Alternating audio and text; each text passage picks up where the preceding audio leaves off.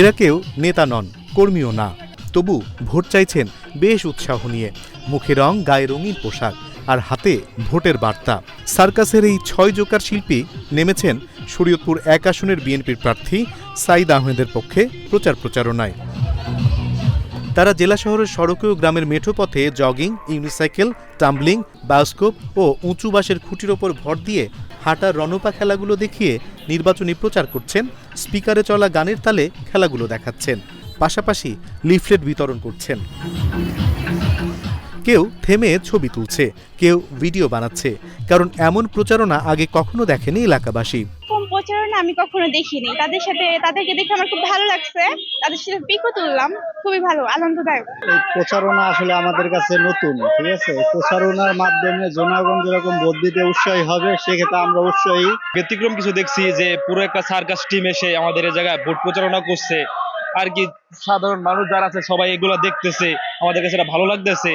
আমরা নির্বাচনী প্রচারণা দেখছি, কিন্তু এত একটা টিম সহ এত সুন্দর একটা নির্বাচনী প্রচারণা আজও পর্যন্ত দেখিনি।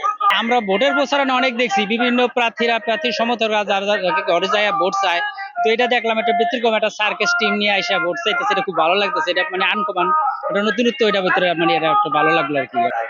শিশু ও নারী পুরুষদের আনন্দ দিতে নির্বাচনের প্রচারে এসেছেন বলে জানালেন সার্কাস শিল্পীরা। আমরা গ্রামে রাস্তাঘাটে ভোটের প্রচারণা করছি। বিএনপি থেকে আসলাম ভাইকে ভোট দেওয়ার জন্য আমাদেরকে দেখে গ্রামের মা বোনেরা, পথচারী ভাই বোনেরা আমাদেরকে দেখে আনন্দ করছে এবং আমরাও তাদেরকে দেখে আনন্দ করছি। এই সার্কাসের খেলাধুলা নিয়ে আনন্দ দেওয়ানোর জন্য, মা বোনদের দেখার জন্য, ছোট ছোট বাচ্চাদেরকে একটু আনন্দ দেওয়ানোর জন্য এখানে জাগলার আছে, রণপা আছে, এক চাক্কা সাইকেল আছে, বিভিন্ন আইটেমের খেলাধুলা দেখায় আমরা আনন্দ উৎসব করানোর জন্য আসলাম ভাইয়ের প্রচার পাবলিসিটির জন্য। ভোটারদের প্রার্থীর প্রতি আকৃষ্ট করতে ব্যতিক্রমী প্রচার চালাচ্ছেন প্রার্থী।